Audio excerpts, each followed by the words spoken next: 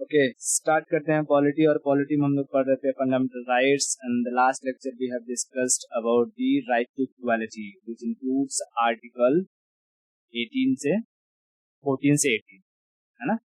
Article 14 से लेकर के 18 तक जो भी चीजें थी हम लोगों ने क्लियर कर ली थी। अब उसके आगे हम चलते हैं आर्टिकल 19। देखो, जैसे राइट टू इक्वालिटी के बाद अगर हम बात करें, मैं यहाँ लिख देता हूँ राइट टू इक्वालिटी, आर्टिकल 14 से 18 तक हमने इसमें देखा था 14, 15, 16, 17, 18। उसके बाद right to freedom, right to freedom, है फ्रीडम। ये बहुत ध्यान से समझना। आर्टिकल 19 से 22 तक होता है।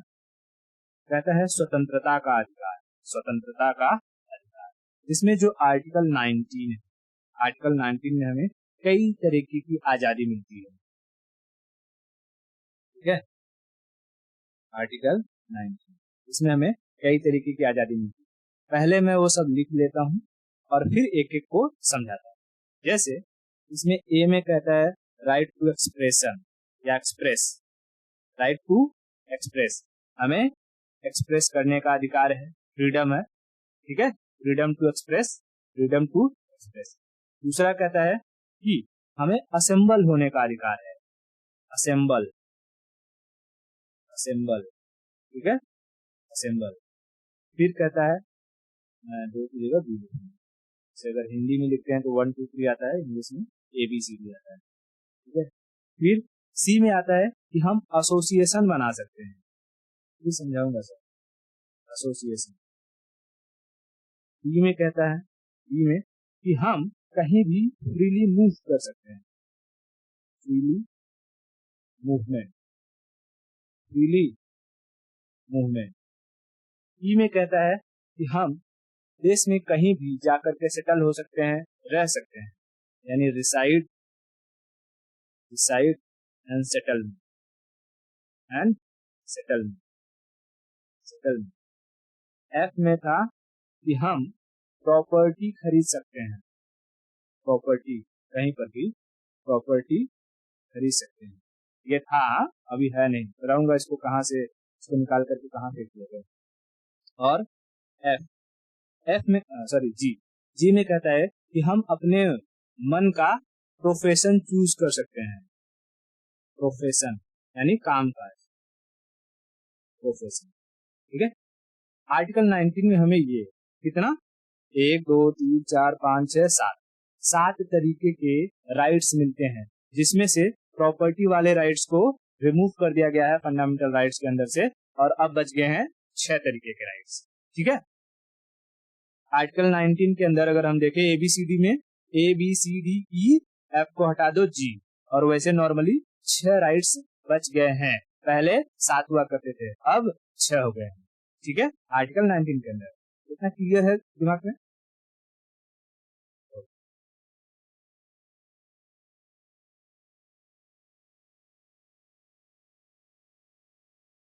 हाँ भी बताऊंगा, ये इसी प्रॉपर्टी की मैं बात कर रहा था। ये आर्टिकल में जो 19 में है, और एक आएगा आर्टिकल 31 वाला। ठीक है, मैं इसमें बताऊंगा इसमें कौन सी प्रॉपर्टी है, और वो जो आर्टिकल 31 वाला आएगा वो कौन सी प्रॉपर्टी रहेगी। एक होगा जिसे हम लोग खरीदते हैं, ठीक है, और एक रहता है जो हमारे दादा परदादा का रहता है, वंशानुगत रहता है ना। जैसे अगर तेरे गांव में घर होगा तो दादू का बनवाया हुआ, या जो है कि उनके पापा का बनवाया हुआ, किसी का बनवाया हुआ जमीन होगा, जायदाद होगा, वो एक प्रॉपर्टी होती है। और जब तूने कमा करके अपने से खरीदना शुरू किया वो एक प्रॉपर्टी होती है। तो इनमें तो वही 2 तरीके की प्रॉपर्टी की बात करी गई थी, तो मैं समझाऊंगा इसमें। पहले यहाँ हम लोग एक एक को समझते हैं ऊपर से, एक्सप्रेस का क्या मतलब होता है। ठीक है, अगर 19 में कहता है कि राइट टू एक्सप्रेस, हमें एक्सप्रेस करने का अधिकार है। अब इसी एक्सप्रेस के अंदर हमें आता है कि हम बोल सकते हैं, हमें बोलने का अधिकार है। ठीक है, जैसे मैं अभी बोल रहा हूँ, समझा रहा हूँ, ये मेरा अधिकार है, बोलने का अधिकार है। जब बोलने का अधिकार है तो सामने वाले के पास पूछने का भी तो अधिकार है ना। Right to ask, right to ask. अगर राइट टू स्पीक है तो राइट टू आस्क भी है, राइट टू स्पीक है तो राइट टू आस्क भी है। और इसी राइट टू आस्क के तहत 2005 में लाया गया था आरटीआई, ताकि हम सरकार से भी कुछ पूछ सके, है कि नहीं, हम सरकार से भी कुछ पूछ सके। तो आरटीआई को लाया गया था 2005 में, वो कौन से आर्टिकल के तहत? 19A के तहत, 19A के तहत, समझा। एक्सप्रेस, एक्सप्रेस के अंदर देखो क्या क्या चीजें आ रही है। राइट टू स्पीक, अगर स्पीक हम बोल सकते हैं तो हम पूछ भी सकते हैं राइट टू आस्क, ठीक है, राइट टू आस्क। उसी के अंदर हमें मीडिया की स्वतंत्रता देती है कि मीडिया हमसे कुछ भी पूछ सकती है, कुछ भी दिखा सकती है।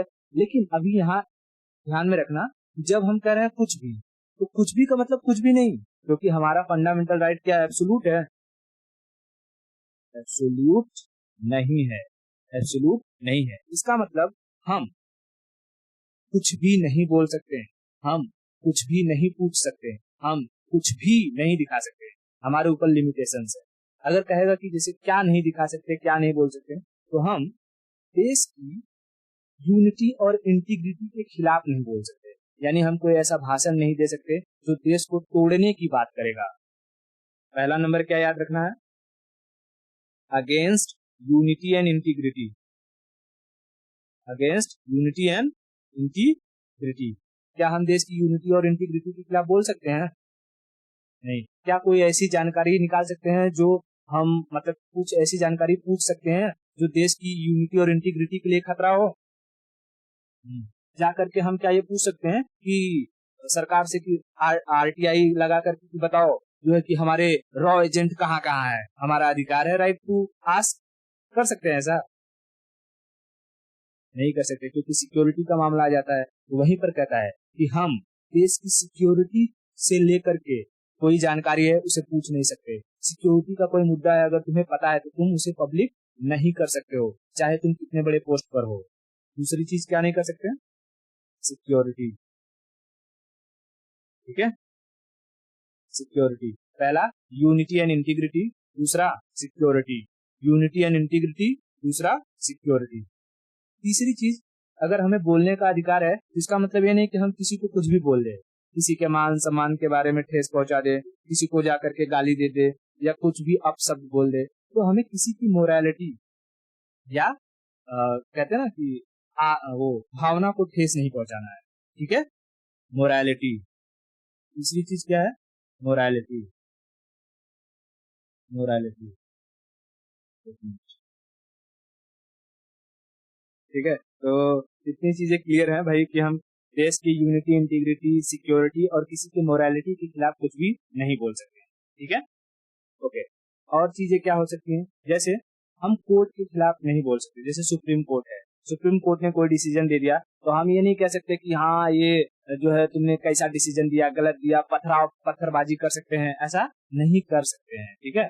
क्योंकि सुप्रीम कोर्ट का डिसीजन क्या होता है? सर्वोपरि होता है। हाँ, तुम पिटिशन डाल करके सुप्रीम कोर्ट ने गलत डिसीजन दिया है या नहीं दिया, उसे रिव्यू करने के लिए कह सकते हो, समझ आ रहा है? तो हम कोर्ट की अवहेलना नहीं कर सकते। अवहेलना कहते हैं ना, जैसे अगर सुप्रीम कोर्ट ने तुमको कहा या किसी भी कोर्ट ने कि तुम्हें इतने तारीख को प्रेजेंट होना है, तो you need to be present there.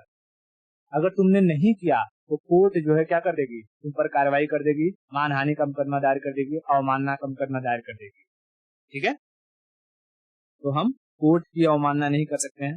चौथा पॉइंट क्या याद रख लेना? कोर्ट। उसके बाद पांचवी चीज, हम अपने देश के इंटरनेशनल जो रिलेशंस होते हैं ना, उनके खिलाफ नहीं बोल सकते हैं। जैसे कि जैसे हम भारत से जो है चले गए यूएसए, और यूएसए में जाकर के हम ये कहने लगे कि अरे पाकिस्तान तो चोर है, जो है आतंकवादी भेज देता है, ये कर देता है, ठीक है। हम दूसरे देश में जाकर के अपने देश के इंटरनेशनल रिलेशंस के खिलाफ नहीं बोल सकते। बात समझे ना? क्या फॉरेन रिलेशन बिगड़ जाए ऐसी कोई बात नहीं बोल सकते हैं। या जैसे कि ट्रम्प मान लो यहाँ पर इंडिया में आए, तो हम ये नहीं कह सकते कि ट्रम्प चोर है, सारा पैसा रख लेता है, लोगों को बरगलाता है, ट्रम्प को गाली गलौज देने लगे। ऐसा नहीं कर सकते। ऐसा करने से क्या होगा? हमारे यूएसए के साथ रिलेशन खराब होगा। तो हम फॉरेन रिलेशन के खिलाफ, है ना, फॉरेन रिलेशन खिलाफ नहीं बोल सकते। समझ में आया? तो right to express, right to express के अंदर क्या क्या आता है? Speak, right to speak, right to ask और मीडिया। मैं लिख दूं यहाँ, एक तो स्पीक, दूसरा आस्क, तीसरा मीडिया। मीडिया, अब देखो ये मीडिया है। इसी के तहत हमें ना मौन रहने का भी अधिकार है। अगर हम मौन रहना चाहते हैं, साइलेंस रहना चाहते हैं, तो हम साइलेंस रह सकते हैं। कौन से आर्टिकल के तहत? 19A के तहत। 19A के तहत तो हमें साइलेंस रहने का भी अधिकार है, समझा? साइलेंस रहने का भी अधिकार है, चुप रहने का अधिकार है। तुमसे कोई कुछ पूछ रहा है, तुमको नहीं बताना है, तुम चुप रह सकते हो, कोई दिक्कत नहीं है। मुझे नहीं बोलना है, मुझे शांत रहना है, तुम शांत रह सकते हो। इसी के तहत दिया है कि तुम प्रोटेस्ट कर सकते हो। प्रोटेस्ट, प्रोटेस्ट, ठीक है, प्रोटेस्ट कर सकते हो। लेकिन लेकिन प्रोटेस्ट करते टाइम देखो, प्रोटेस्ट करना एक तरीके का क्या है? एक्सप्रेशन है ना? एक्सप्रेशन है, यानी हम अपने गुस्से को एक्सप्रेस करते हैं। और इस प्रोटेस्ट में तुम किसी के पुतले को जला सकते हो। क्यों? क्योंकि यहाँ पर हम आदमी को थोड़ी जला रहे हैं, उसके पुतले को जला रहे हैं, है ना? तो राइट टू एक्सप्रेस के अंडर हम क्या क्या चीजें कर सकते हैं और क्या क्या चीजें नहीं कर सकते हैं। Are you getting my point? हाँ, क्या कर सकते हैं बताओ?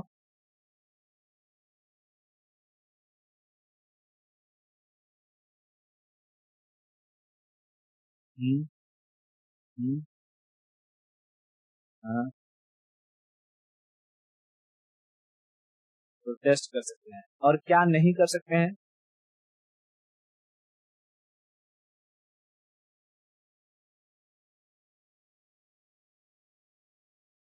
कोई ऐसी बात नहीं कह सकते हैं जो हमारे देश की यूनिटी और इंटीग्रिटी के खिलाफ हो। सिंपल लैंग्वेज में तो बता रहा हूँ, एकदम सिंपल सिंपल। कोई ऐसी बात नहीं कह सकते हैं जो हमारे देश की यूनिटी, एकता और अखंडता को तोड़े। हम कोई ऐसी बात नहीं पूछ सकते हैं जो हमारे देश की सुरक्षा के खिलाफ हो, है ना? हम कोई ऐसी बात किसी को नहीं कह सकते हैं जिससे किसी की मान को जो है ठेस पहुंचे, है ना? मोरालिटी, आत्मसम्मान, कोर्ट की अवहेलना नहीं कर सकते हैं और फॉरेन रिलेशन को खराब करने वाली ऐसी कोई बात नहीं कर सकते हैं। क्लियर हुआ? आर्टिकल 19 ए में ये पहला था कौन? आर्टिकल 19 का A, right to express. Right to express के अंदर इतनी सारी चीजें आती हैं, स्पीक, टास्क, मीडिया, साइलेंस, प्रोटेस्ट। समझ में आया इतना? अब राइट, ये आर्टिकल 19 के बी की तरफ चलते हैं। बी में कहता है हम सभा कर सकते हैं, मतलब असेंबल हो सकते हैं, असेंबली, ठीक है? सभा मतलब असेंबली कर सकते हैं। लेकिन ये जो असेंबली है, ये इन लोगों की तरफ हथियार से लैस नहीं होना चाहिए भाई साहब। क्या हथियार लेके तुम सब सभा करोगे? सभा, सभा तुम्हें करनी है तो नॉर्मल इंसानों की तरह बिना हथियार लिए, बिना वेपन लिए सभा कर लो। जुट जाओ एक जगह पर, बातचीत कर लो कि हमें क्या करना है, क्या नहीं करना है। जैसे जब प्रोटेस्ट करना रहता है तो लोग एक एक दिन क्या करते हैं, पूरी तैयारी करते हैं, लोगों को बुलाते हैं, व्हाट्सएप पे इंफॉर्मेशन भेजेंगे, फेसबुक पे इंफॉर्मेशन भेजेंगे, भाई यहाँ पर गैदर्ड होना है, हमें इकट्ठा होना है। तो अलग अलग अलग अलग जगह एक डिफाइन किया जाता है कि भाई वहां पर हम लोग गैदर हो सकते हैं। जैसे कि दिल्ली में अगर कह दे चांदनी चौक पे इकट्ठा हो जाओ, है?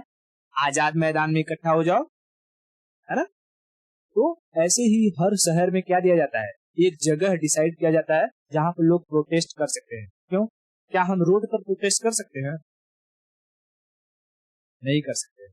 अभी बताऊंगा क्यों नहीं कर सकते, ठीक है? तो आर्टिकल 19 के बी में क्या कहा है? हम असेंबली कर सकते हैं, सभा कर सकते हैं, लेकिन क्या वो सभा हथियारों से लैस हो सकती है? नहीं हो सकती है। एकदम जो है पीसफुली सभा करना है, पीसफुली। कैसा पीसफुली? क्या ये एवेंजर्स की तरह हथियार लेके आना है? नहीं आना है, ठीक है? उसके बाद कहता है कि हम एसोसिएशन बना सकते हैं।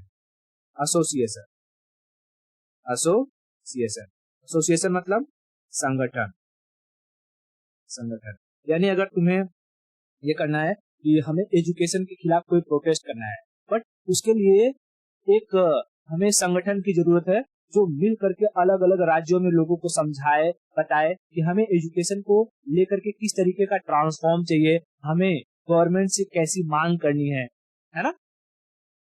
तो हम एक संगठन बना सकते हैं, जैसे तुमने सुना होगा मजदूर संगठन होता है, लेबर यूनियन एक तरीके का क्या है, संगठन है ना। तो क्या हमें एसोसिएशन बनाने का अधिकार है कि नहीं है, स्वतंत्रता है कि नहीं है कौन से आर्टिकल के तहत, आर्टिकल 19 सी, आर्टिकल 19 सी, आर्टिकल 19 सी के तहत, ठीक है, आर्टिकल 19 सी के तहत।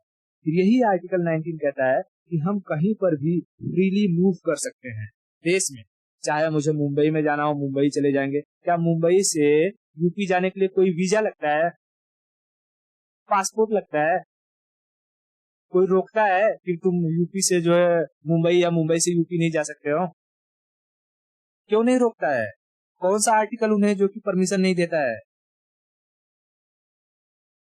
आर्टिकल 19 का ही हम लोग फ्रीली मूव कर सकते हैं। लेकिन क्योंकि ये हमारा पूरा फंडामेंटल राइट एब्सोल्यूट नहीं है, तो क्या हम जहां पर ये मिंट होता है, पैसा छपता है, वहां पर चले जाएंगे घूमते घूमते, नहीं। जहां पर हथियार बन रहा है डीआरडीओ में घूमते घूमते जा सकते हैं, नहीं, ठीक है। मतलब जो एरिया रिस्ट्रिक्टेड है वहां पर हम नहीं जा सकते, वहां पर जाकर के ये नहीं कहेंगे आर्टिकल 19 डी घूमने की आजादी है, मार के रद्द कर देगा, ठीक है। हाँ, तो कहेगा पढ़ने से पहले ये भी देखो आर्टिकल, ये जो फंडामेंटल राइट्स है ये एब्सोल्यूट नहीं है, रिस्ट्रिक्टेड एरिया है, यहाँ नहीं आ सकते, समझ में आया क्या। तो आर्टिकल 19 डी क्या कहता है, हम कहीं भी फ्रीली मूव कर सकते हैं। अब इसी आर्टिकल डी के तहत अगर कोई इंसान रोड पर प्रोटेस्ट करता है, तो जब रोड पर तुम प्रोटेस्ट करोगे, रोड ब्लॉक करोगे, और रोड ब्लॉक करोगे तो दूसरे लोगों का fundamental rights article 19 D violate होगा कि नहीं होगा। तो ऐसी सिचुएशन में इंसान सुप्रीम कोर्ट चला जाएगा। इसीलिए जब प्रोटेस्ट होता है तो उन्हें एक अलग जगह दी जाती है कि भैया तुम यहीं पर प्रोटेस्ट करो, ताकि किसी दूसरे का आर्टिकल 19 डी वायलेट ना हो। Are you getting my point? बहुत बढ़िया, ठीक है, इतना क्लियर है। उसके बाद 19 ई कहता है कि हम देश में कहीं भी जा करके रह सकते हैं, ठीक है, देश में कहीं भी जा करके क्या कर सकते हैं, रह सकते हैं। अगर तुम्हें राजस्थान से यूपी जाना है, यूपी जाके रहना है, रह लो। यूपी से तुम्हें कर्नाटक जाके रहना है, रह लो। कर्नाटक से उड़ीसा जाके रहना है, रह लो। क्या कोई रोकने वाला है? कोई कहेगा कि भाई यहाँ से जो है तुम यूपी वाले हो महाराष्ट्र में मत आओ, महाराष्ट्र वाला जो है मध्य प्रदेश में मत जाओ, ऐसा कोई कहेगा? ठीक है, ऐसा नहीं कहेगा। किस आर्टिकल के तहत नहीं कहेगा ऐसा? आर्टिकल 19 का ई, आर्टिकल 19 का ई, आर्टिकल 19 का ई, ठीक है, 19 का ई। इतना क्लियर है।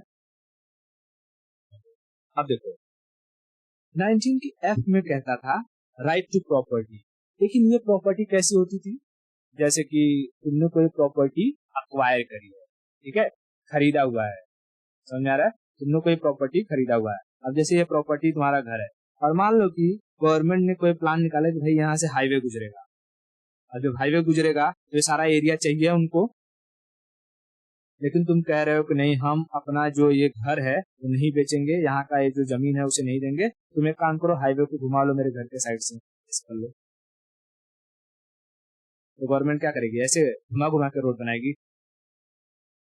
अब पहले टाइम में जब इसे फंडामेंटल राइट्स बनाया गया था तो लोगों के जो घर वगैरह होते थे, किसी का लैंड होता था, लोग नहीं देते थे, तो गवर्नमेंट को तकलीफ होने लगी। फिर किया गया संशोधन, और आई एम मोरारजी देसाई, उन्होंने इसको यहाँ से उठा करके, यहाँ से 19F से उठा करके भेज दिया आर्टिकल 300 के ए में, 300 ए में, 300 ए में, समझ में आया, 300 ए में कौन सा संशोधन किया गया, तो 44th constitutional amendment, 44th constitutional amendment किया गया, और आर्टिकल 19F को उठा करके कहाँ डाल दिया गया, 300 ए में। अब ये जो प्रॉपर्टी राइट थी जो फंडामेंटल राइट हुआ करती थी, अब ये क्या बन गई? Legal right. लीगल राइट, इसका मतलब कि कोई आम जनता तुमसे तुम्हारी प्रॉपर्टी नहीं छीन सकता, लेकिन अगर गवर्नमेंट को जरूरत पड़ गई तो गवर्नमेंट तुमसे तुम्हारी प्रॉपर्टी छीन लेगी। समझा?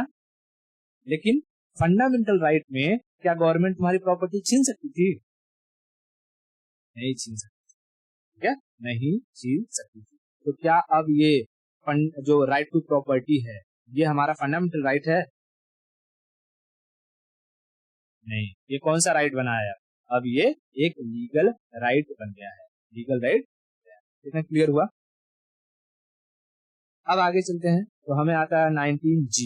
19G कहता है, 19G कि हमें कोई भी प्रोफेशन चूज करने का अधिकार है। हमारे पास फ्रीडम है, we have freedom to choose profession. क्या समझ में आया? प्रोफेशन, कोई भी कामकाज जो तुम्हें मन करता हो वो तुम खोल सकते हो। तुम्हें पुलिस बनना है, सिक्योरिटी बनना है, सिक्योरिटी में चले जाओ। मीडिया में जाना है, मीडिया में चले जाओ। शेफ बनना है, शेफ बन जाओ। क्या है? डॉक्टर बनना है, डॉक्टर बन जाओ। ठीक है, इंजीनियर बन जाए, इंजीनियर बन जाओ। आर्मी में जाना है, आर्मी बन जाओ। वकील बनना है, वकील बन जाओ। पायलट बनना है, पायलट बन जाओ। और एयर होस्टेस बनना है, एयर होस्टेस बन जाओ। है ना? यानी तुम्हारा जो मन कर रहा है, जो बनने का तुम बन जाओ। लेकिन कोई कहे कि मेरा मन कर रहा है मैं बंदूक बेचूंगा, तो बंदूक बेचने देगी सरकार? कोई कहेगा मुझे गांजा बेचने का शौक है, तो गांजा बेचने देगी? तो हमारा कॉन्स्टिट्यूशन कहता है कि जो चीजें अलाउड है, जो लीगल है, तुम उनमें से कोई प्रोफेशन चूज कर लो। आम बेचना आम बेच लो, सेब बेचना सेब बेच लो। ये कौन सी बात है तुम्हें गांजा बेचना है, कैनोबीज है? तो जब अगर हम इलीगल एक्टिविटी में इन्वॉल्व होते हैं तो गवर्नमेंट हमें ये नहीं देखेगी। Fundamental right article 19G under, समझा? तो हम कौन से प्रोफेशन को चूज कर सकते हैं? जो लीगल है, जो लीगल है। Are you getting my point? तो हमने क्या क्या देखा? 19 का A B C D E F अब है नहीं G। चलो एक बार फटाफट रिवीजन बोलो। A B C D और G। A में क्या क्या है? राइट टू एक्सप्रेस के अंदर क्या क्या चीजें आती हैं?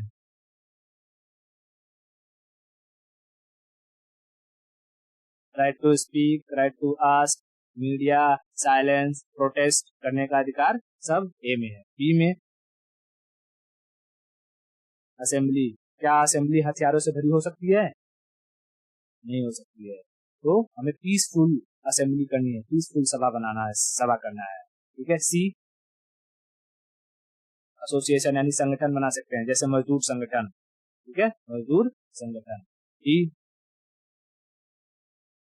फ्रीली मूवमेंट, जो है यूपी से कोलकाता, कोलकाता से मद्रास, जहां जाना है जा सकते हो, कोई रोकने वाला है नहीं रोक सकता है।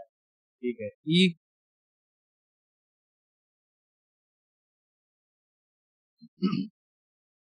E reside and settlement.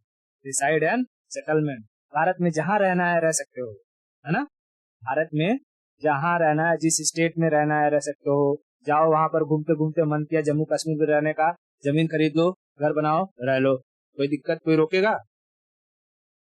पहले होता था जब आर्टिकल 370 35A हुआ करता था तब, कि कोई बाहर वाला जम्मू कश्मीर में लैंड नहीं परचेज कर सकता है। तो भाई अब जब है ही नहीं तो उसकी बात ही क्या करें? तो खत्म हो गया ना 370। तो जा करके जमीन खरीदना, जमीन खरीदो, घर बनाओ, रहो जम्मू कश्मीर में। ठीक है। तो ई में वही कहता है कि रिसाइड एंड सेटलमेंट। और एफ में जब तुम वहां रहोगे तो जीने खाने के लिए काम करना होगा, तो जो काम पसंद आता है काम चूज कर लो, बस वो काम लीगल होना चाहिए, इलीगल नहीं। ना समझ में आया क्या? तो आर्टिकल 19 समझ में आ गया पूरा। आगे बढ़े। अब आर्टिकल हम 20 की तरफ। ठीक है, आर्टिकल 20 तो ध्यान से समझना। आर्टिकल 20, आर्टिकल आर्टिकल 20 कहता है कि हमें अपराध से सुरक्षा देता है। प्रोटेक्शन फ्रॉम कन्विक्शन, अपराध से, अपराध से सुरक्षा, यानी प्रोटेक्शन, प्रोटेक्शन फ्रॉम कन्विक्शन। ठीक है, आर्टिकल 20 क्या कहता है?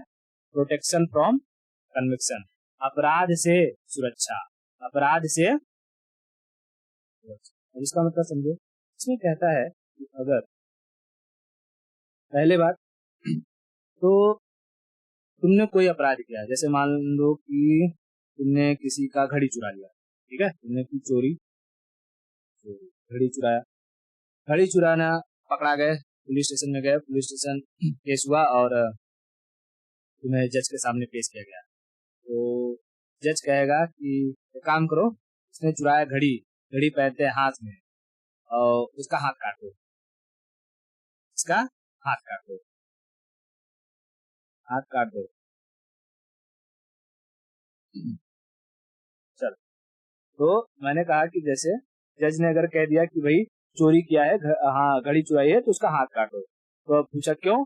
कहा कि जहांगीर के टाइम पीरियड में चोरी की सजा हुआ करती थी कि उसका हाँ आंख, नाक और कान काट लिया जाता था। तो मैंने अपडेट कर दिया अभी कि अगर घड़ी चुराया है, हाथ में पहनते तो हाथ काट दो।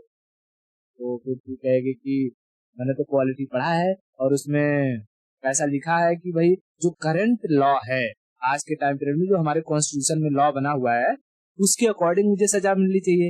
ये जहांगीर का टाइम पीरियड थोड़ी चल रहा है कि मुझे जहांगीर के टाइम पीरियड वाला सजा दिया जाएगा।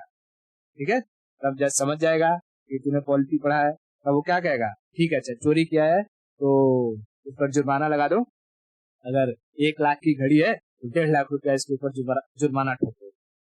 ये क्या कर देगा, जुर्माना लगा करके और फिर छोड़ दिया जाएगा। अगर तूने जुर्माना भर दिया तो ठीक, नहीं तो जेल में डाल देंगे। ठीक है, कहता है कि भाई तुम्हें सजा जो मिलेगी, सजा, पनिशमेंट, पनिशमेंट करंट लॉ के हिसाब से मिलेगी। समझ में आया? करंट लॉ के हिसाब से, यानी कि अभी के टाइम में जो नियम कानून है उसी के अकॉर्डिंग तुम्हें सजा दी जाएगी। तुम्हें क्लियर है?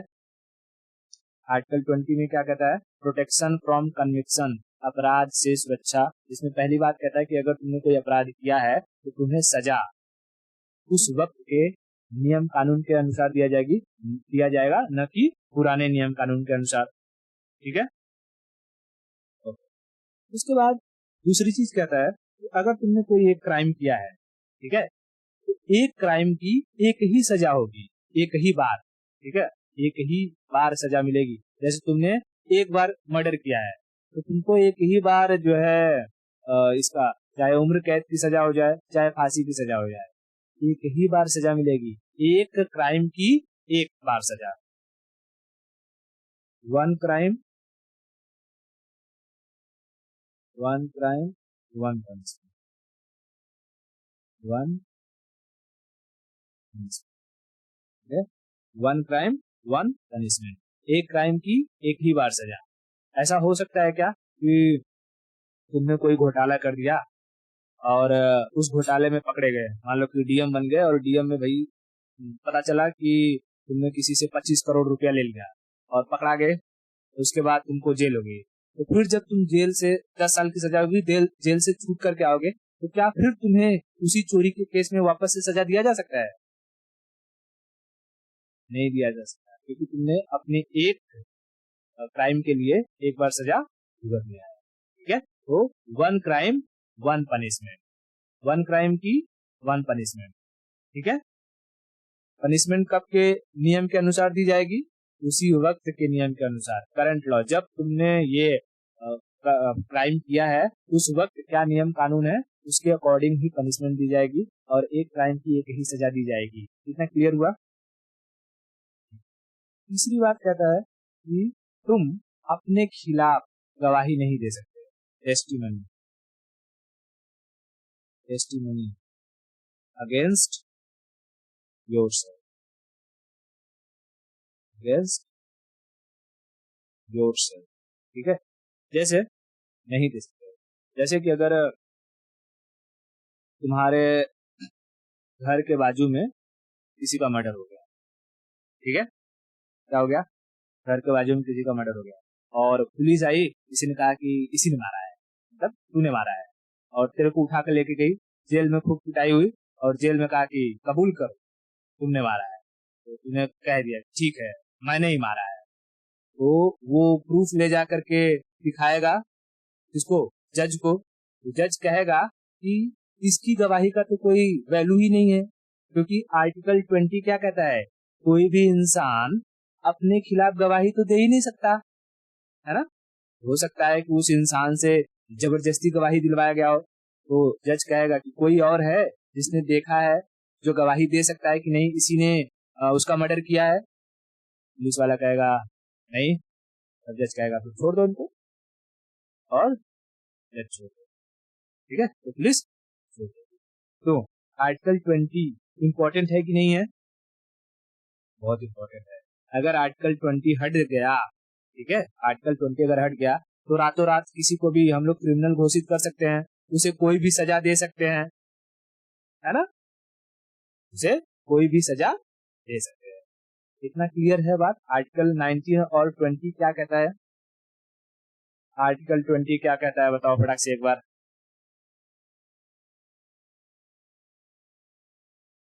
Protection from conviction, protection from conviction, अपराध से सुरक्षा, कि कोई अपराध हो जाए तो उससे हमें बचाता है कि हमने जेन्युइनली किया है या नहीं किया है कि नहीं। हाँ, protection from conviction, protection from conviction, इतना चीज क्लियर हो गया,